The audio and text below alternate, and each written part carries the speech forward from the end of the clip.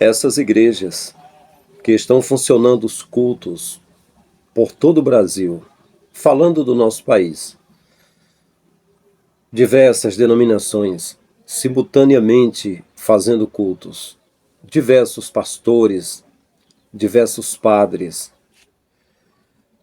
tudo isso é o reino da mentira, do engano, da enrolação, tudo isso é comércio.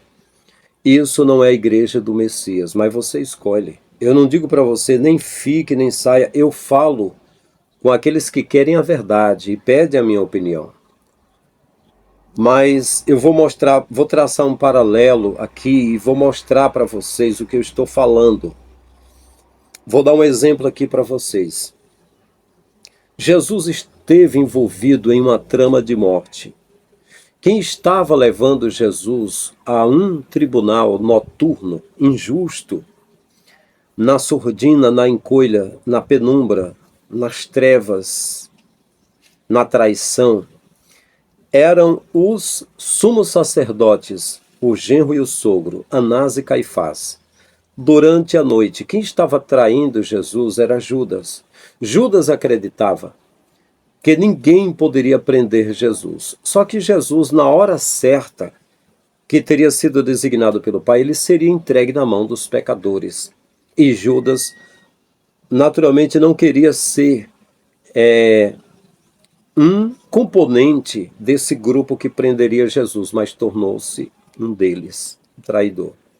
Inclusive, quando beijou o rosto de Jesus, Jesus disse: Judas, com um beijo traís o Filho do Homem. Então, nesse julgamento, nesse juízo, que parece mais aquelas convenções que estão tentando excluir qualquer um homem fiel que for pregar a verdade, que pregar contra a mentira religiosa, eles se reunirem para excluir, é parecido, mas só que no sentido fatal, no sentido físico, aconteceu com Jesus. Eu quero até lembrar como um difamador, um mentiroso, safado e sem vergonha, disse que a convenção me excluiu. Eu nunca fui excluído de convenção nenhuma. Eu deixei de frequentar as convenções espontaneamente. Lá está cheio de amigos meus, assim, pessoas que a gente se conheceu nas convenções no campo. Eu preguei em quase todas as cidades do Ceará. Preguei em quase todas elas. Eu só deixei amigos. Eu não tive problema com nenhum dos pastores presidentes, nem da diretoria, né? Mas deve ter sido a mãe dele, um filho de uma égua que apareceu no canal. Ah, ele foi, bem feito que ele foi excluído. Seu rabo, filho de uma égua. Quem foi que disse que eu fui excluído? Né? Pois bem, então, nessa trama que Jesus sofreu de traição e de prisão de uma forma injusta, ele foi conduzido por Anás e Caifás, os sumos sacerdotes safados, à presença de Pilatos. Pilatos remeteu Jesus para Herodes. Herodes devolveu Jesus para Pilatos. Havia uma certa treta entre Pilatos e Herodes e os dois se reconciliaram novamente com isso. E aí Jesus agora é confrontado por Pilatos. Quem ele era? E Pilatos disse: rogo-te, me diga, tu és o Filho de Deus? Ele disse: eu sou. E aí, ao Jesus ter conversado com Pilatos, Pilatos disse: eu não vejo mal nenhum nesse homem, não vejo. Mas a igreja, essa igreja atual que está aí militando, todas essas igrejas no Brasil, vê muito mal em Jesus. O que Jesus ensinou é proibido esse povo falar. Esse povo não fala o que Jesus ensinou. Não. Eles ensinam totalmente o contrário. Faltar-me-ia tempo para mostrar as contrariedades. Eu já tenho falado nesse canal, são mais de 400 vídeos. Então veja só. E aí, quando Jesus fala para Anás e Caifás, os sumos sacerdotes, e para escribas e fariseus, não vejo mal nenhum nesse homem. Eles disseram: mas ele é mau. Ele tem culpa. Se ele não tivesse culpa, nós não entregaríamos ele para você. Ele tem culpa, mas culpa de quê? O que foi que ele fez? Ele matou, ele roubou, ele mentiu, ele enganou. Olha, ele falou contra o santo templo. Mas por que ele falou contra o santo templo? Porque o templo foi feito por Herodes, levou ao todo 46 anos. O Herodes reformou o templo de Zorobabel, que era pequeno, fazendo um grande agora semelhante ao templo de Salomão. Ele falou contra o templo, ou seja, contra o presente que Deus, o Deus de César, o cão, o diabo, mandou que vocês, romanos, fizessem para nós. Ele foi contra essa edificação romana, esse templo de Herodes. Ele falou contra o templo, ele disse: eu vou derrubar esse templo, isso é blasfêmia, a gente sofreu tanto querendo um templo. E ele falou que vai derrubar o templo. Ele falou contra o santo templo que Jesus disse que era covil de salteadores. Olha só, irmãos, vocês das igrejas, seja Assembleia de Deus, seja Deus e Amor, seja Congregação Cristã, seja Igreja Metodista, Igreja Presbiteriana, Wesleyana, seja Igreja Batista, pode estar certo. Esse sistema religioso que opera com vocês, deixando isentos os líderes de impostos, favorecendo nas compras pela internet para não taxarem, para não pagarem taxas, pode estar certo, isso aí é de César.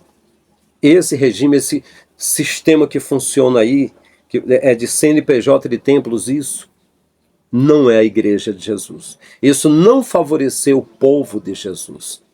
Não favoreceu. Então, assim, os escribas e fariseus, através de Anás e Caifás, instruíram a multidão de todos eles, que foram criados pelo Criador e automaticamente, segundo a Escritura, segundo o Evangelho de João, criados por Jesus. No princípio era o Verbo estava com Deus e o Verbo era Deus. Todas as coisas foram feitas por ele, sem ele nada do que foi feito se fez, e nele estava a vida, e a vida era a luz dos homens. E a luz resplandece nas trevas, e as trevas não prevaleceram contra ela. Tem outra versão que diz: as trevas não compreenderam.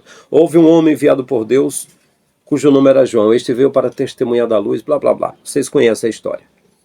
Então, esse foi negado perante Pilatos. O povo gritou e disse: solta Barrabás, quando foi confrontado com Jesus. Eles preferiram Barrabás. Eu digo, quem está nas igrejas, nessas igrejas protestantes, não é o Jesus que foi negado pelo povo, é Barrabás. É a primeira coisa. E Barrabás é Bar-Abás, filho do pai. Era alguém que pregava que era um tipo de Messias. É assim que os hebraístas falaram.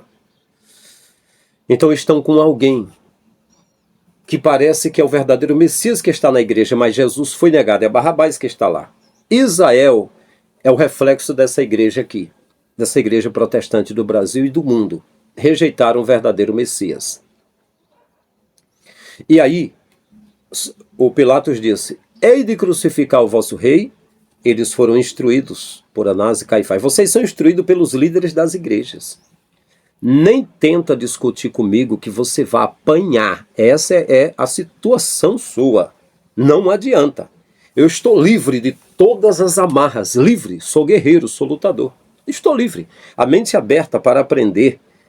Quando eu estou falando, eu estou mergulhado em um mar universal de palavras que estão esperando para serem encaixadas no meu vocabulário. Adjetivos que estão prontos para virem. Eu estou no universo de sabedoria, de conhecimento do Criador. E sempre apto para aprender. E para transmitir também. E eu digo com certeza, vocês das igrejas, templos evangélicos, não estão servindo ao Criador coisa nenhuma. E no fundo, no íntimo, no âmago, no interior do coração, vocês sabem que o que eu estou falando é verdade. Mas covardemente, vocês negam essa verdade. É por isso que Apocalipse 21:8, se não me falha a memória, confira. Ficarão de fora os tímidos, outra versão, os covardes. Vai pegar a maioria, que não vai ter coragem. Eu renunciei a ser líder, pastor nas igrejas, renunciei a ser pastor itinerante, renunciei saindo do sistema para falar a verdade aqui, sem estar recebendo nada de ninguém. Mas eu preciso receber tudo de todos. Se todas as pessoas do canal dissessem: eu vou ajudar você com a moeda de R$1, seria bem-vinda, porque todo dia o que é que eu como? É você que me dá alguma coisa para comer? O que eu visto é você que me dá? O que é que você oferece para mim? Mas o que é que eu ofereço para você? Todo dia eu estou fazendo vídeo aqui, não estou cobrando nada para ninguém. Mas durante 10 anos pregando no Brasil, eu dizia aos pastores que não cobraria cachê, mas me desse uma oferta de amor. A maioria dizia: pastor, hoje eu estou sem nada. Venha daqui a 30 dias ou deixa o teu material que eu te ajudo. Porque eles olhavam e diziam: não, não, não. Esse homem está falando a palavra inspirada, esse aí já tem tudo. Essa sabedoria é dinheiro. O que é igual a dinheiro é templo, não é sabedoria. Jesus tinha sabedoria, mas faltou moeda para pagar o imposto de César. Preciso Pedro ir lá no mar da Galileia, pescar um peixe, pegar uma moeda e pagar o imposto pelos dois. Então, você vê que eu renunciei tudo, renunciei à vida, entreguei, ou seja, tenho trabalhado com as minhas mãos, os meus filhos e eu fazendo artes, desenhos, para comprar o pão, entende? Mas poderia estar recebendo dízimos e ofertas e abraços, como sempre, como líder de igreja. E por que eu renunciei? Porque eu sou guerreiro, eu tenho coragem. Não sou medroso, não sou covarde. Aparecem uns covardes aí, me chamando de qualquer coisa, me desrespeitando, dizendo que eu não sou o servo do Criador. Simplesmente deixa de olhar mais de 400 vídeos para querer me taxar de alguma coisa. Mas eu digo a verdade. Você dá careta de pau, você não é servo do Criador. Enquanto você sentar em bancos de templo e estiver lá, amém, Jesus, amém não. Tem hora que tem de dizer amém não, você diz amém. Fala Deus, não é Deus. Enquanto você está dentro de covil de salteadores, você não serve ao Criador. Você está servindo a iniquidade, Jesus não te conhece. Ele vai dizer: aparta-te de mim, não te conheço, você que pratica a iniquidade. Então, o povo instigado, inspirado por Anás e Caifás, disseram: não temos rei senão a César. E disse para Pilatos: se tu soltares Jesus, tu não és amigo de César. Pilatos lavou as mãos e disse: eu estou livre do sangue desse justo. Eles gritaram, inspirados por Anás e Caifás: se ele for justo, que ele morra e que o sangue dele recaia sobre nós e sobre nossos filhos. E é o que aconteceu, recaiu. E digo mais, o sangue de Jesus recairá sobre as pessoas que negaram o santo, negaram o verdadeiro evangelho, estão praticando uma religião corrupta que está ligada à grande Babilônia e à grande besta das águas e não está servindo ao Criador. E eu estou falando aqui, batendo nessa tecla, mostrando isso, as pessoas sabem que é verdade e continuam descaradamente seguindo a mentira.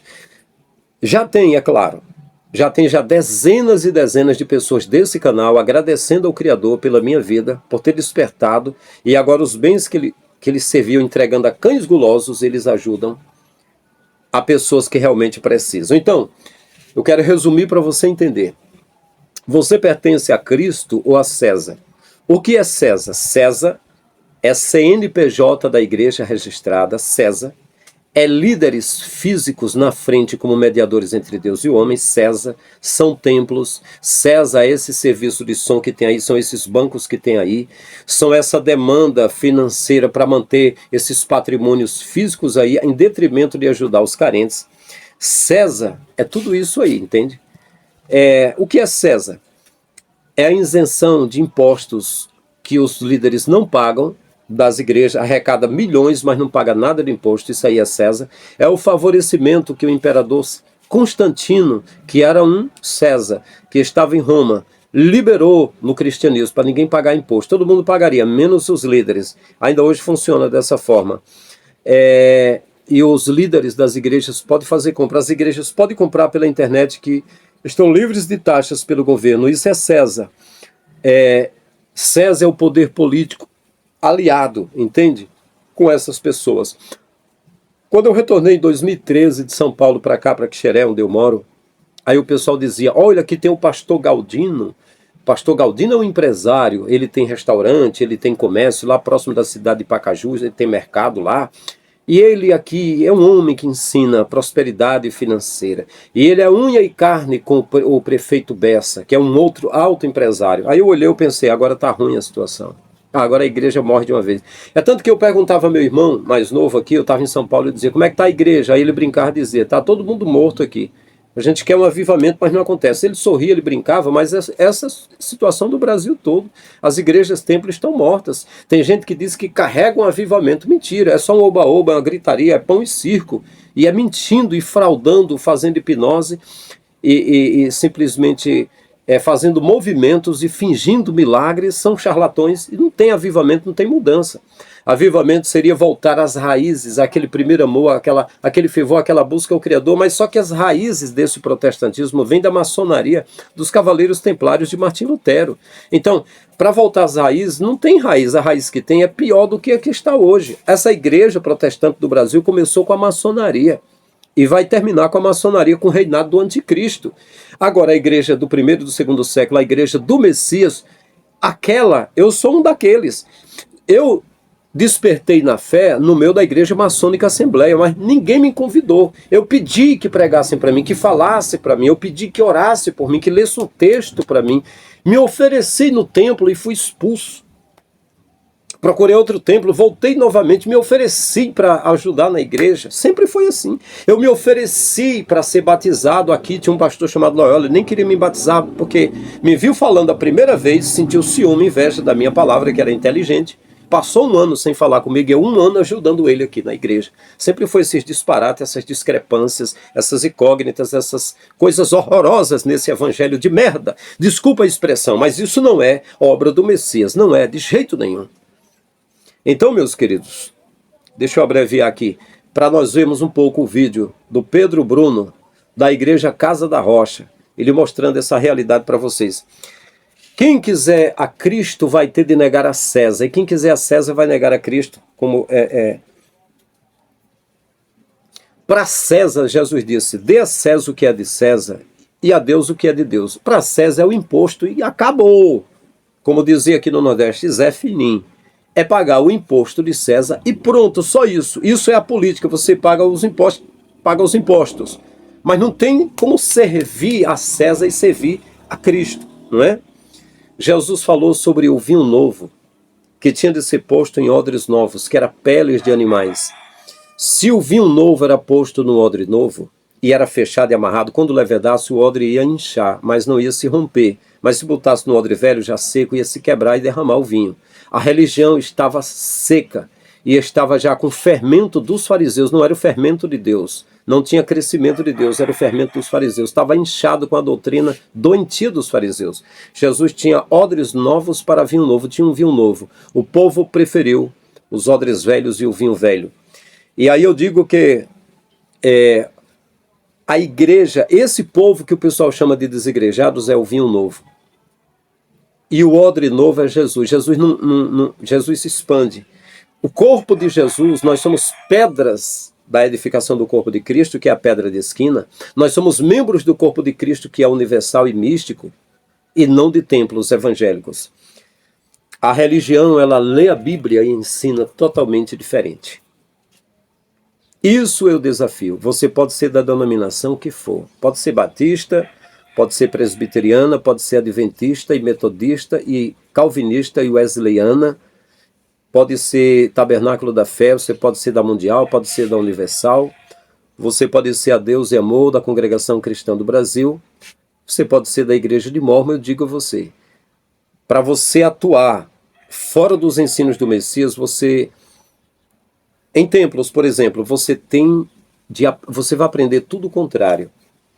E você está fora do plano do Messias. Aqui, onde eu moro, a pedido de 3 pessoas, eu cheguei a fundar uma igreja. E passei uns dias, uma parte de pessoas quiseram a igreja igual as outras, eu saí fora deles, tinha um grupo de pessoas, eu orientei para que cada um ficasse nas suas casas e cuidasse uns dos outros, que eu não teria como manter um salão. Se fosse para hoje, eu alugar um salão para botar pessoas dentro para falar, eu não teria recurso para fazer isso, não tenho. Se você não recebe dízimo, não recebe oferta, não recebe sacrifício, não recebe voto, não recebe nada, você vai ter o quê? Você não vai ter nada. Não, mas você tem uma palavra inteligente. Sim, tem. Não, mas você tem uma boa presença. Sim. E isso é tudo? Não, irmão, você não precisa mais de nada. Todo mundo precisa. A gente tem de mandar dinheiro para Valdemiro, para Macedo, para todo mundo. Você pode, não posso. O que eu posso fazer aqui é só despertar a mente das pessoas e dizer: você tem de escolher a quem você servir. Porque a igreja é a religião, a igreja templária que está aí. não é definitivamente a igreja do Messias. Você está perdendo o seu tempo. Mas, infelizmente, tem pessoas que vai viver mais 20, 30 anos para despertar e ver que perdeu a vida nesse sistema aí, mas não tem o que fazer, né? Cada um é cada um. Cada um faz a sua escolha. Reflita, diga nos comentários o que você acha. Se gostou do conteúdo, dá um like aí. Veja esse vídeo. Estamos juntos. Grande abraço em todos. O evangelho precisa rasgar a religião, que domina, que controla, que lê textos, fecha o texto e fala o contrário do texto.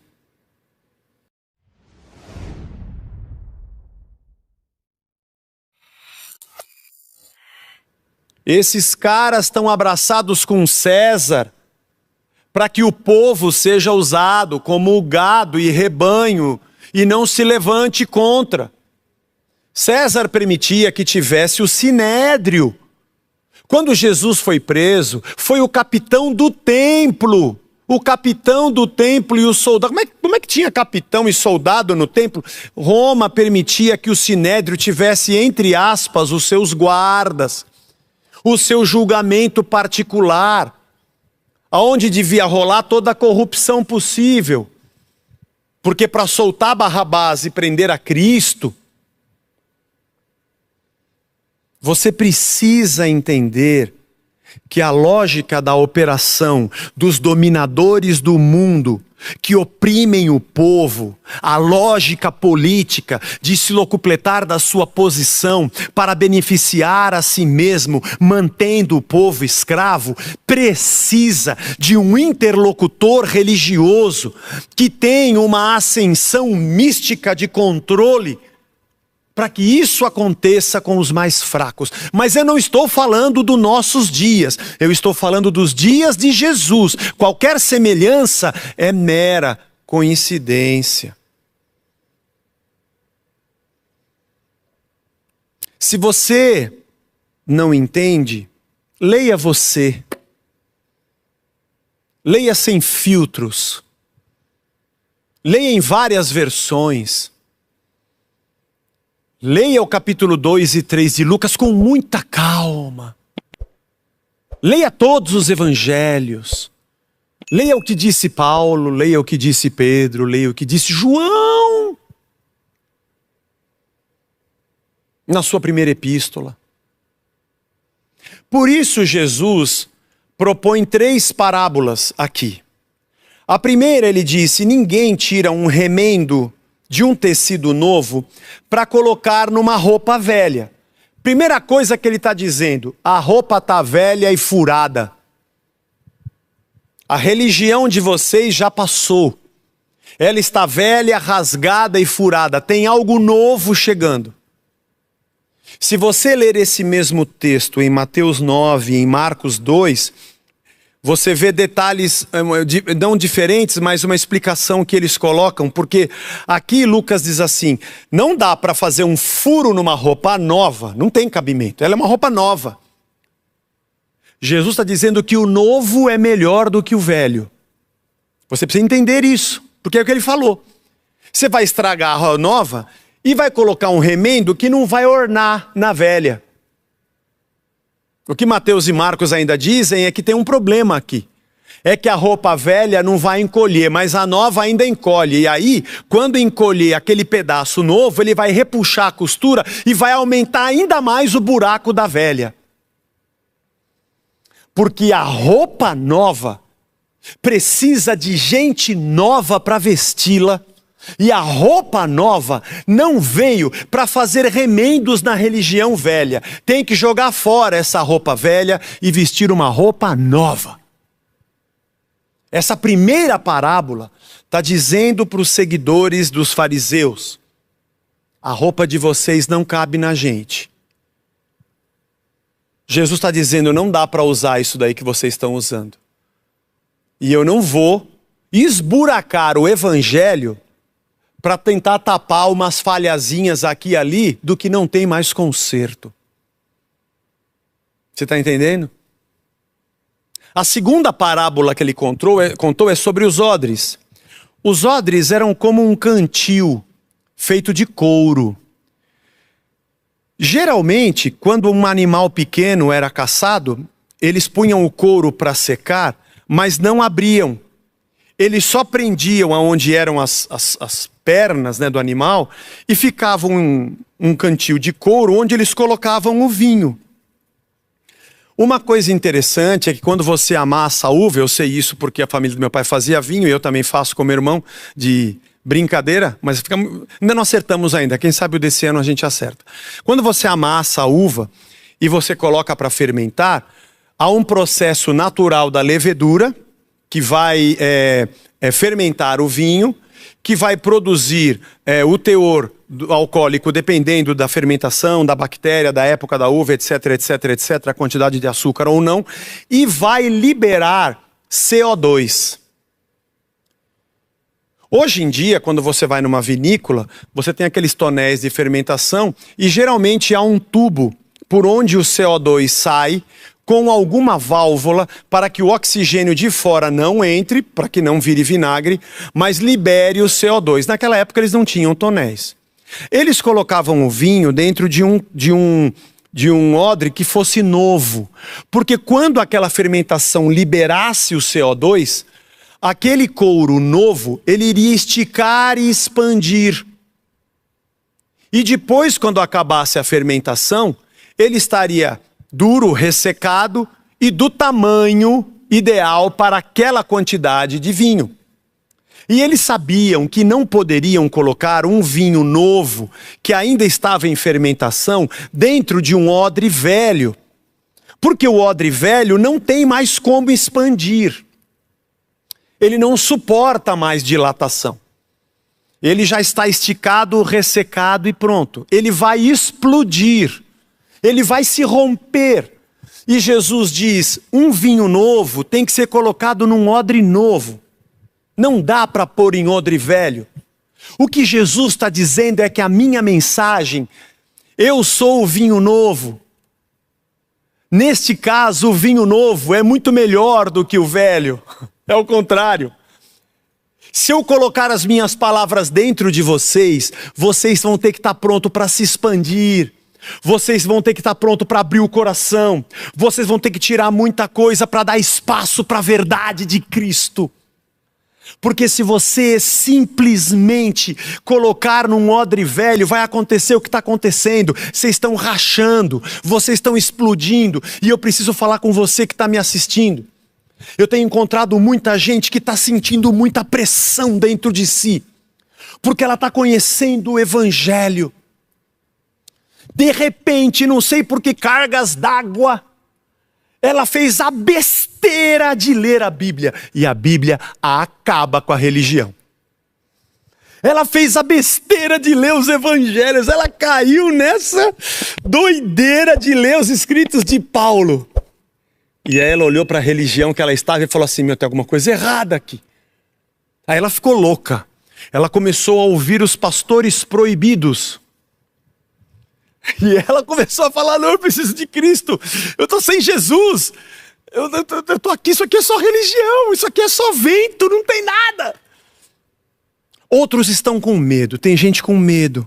O que está acontecendo? Ai, acho que Deus não está comigo, Deus está, não está. Se você está passando por isso, é porque tem um vinho novo fermentando dentro de você. Se você resistir a isso, você vai explodir. Porque o vinho de Cristo explode a religião. De dentro para fora. Mas se você estiver sentindo isso, isso é um excelente sinal. É um excelente sinal de que você está ouvindo o Evangelho. Quer um conselho? Seja um odre novo. Expande aí a sua cabeça. Dilata aí o seu coração. Deixa as coisas de Cristo entrarem e você vai sentir a alegria completa. Porque a terceira parábola que ele diz, no último versículo, ele diz assim, e ninguém, tendo bebido o vinho velho, prefere o novo, porque diz, o velho é excelente. Ele está dizendo isso para os religiosos, dizendo, ninguém quer o vinho novo, né? Eles querem o velho, que já está fermentado, né? já está docinho, pouco, não tão ácido, não é verdade? É o que vocês estão fazendo. Vocês não querem receber o que é novo. O que é novo incomoda vocês. O que é novo desfaz essas castas de domínio. O que é novo não tem essas ligações corruptas que vocês têm. O que é novo não tem esse tipo de abordagem da interpretação da lei para benefício da religião como vocês fazem. Esse novo que chega, se vocês aceitarem, ele vai explodir tudo isso. Aliás, Jesus disse que o templo seria destruído e reconstruído em 3 dias. E falava sobre o seu corpo, falava sobre a sua igreja, falava sobre o seu reino, falava sobre a verdade que chega, nova e fresca, para dilatar, expandir e libertar o ser humano. O Evangelho de Jesus Cristo não é uma tábua de práticas, de regras externas, para que eu fique fazendo jejuns e cumprindo a lei, mas por dentro seja um odioso que coloco para fora meretrizes, publicanos, pecadores, paralíticos, sogra de Pedro, os pobres que estavam lá na Galileia, dos gentios, aliás, né? Os leprosos. Não é uma religião como um escrito externo, onde eu cumpro mandamentos, mas internamente continuo vivendo uma vida como se Deus não existisse. O Evangelho não é uma religião. O Evangelho é uma reconfiguração da humanidade. Aliás, o Evangelho é morte para um novo nascimento. É se jogar fora tudo aquilo que se creu e se pensou, para ser transformado numa nova criatura à imagem do Filho de Deus.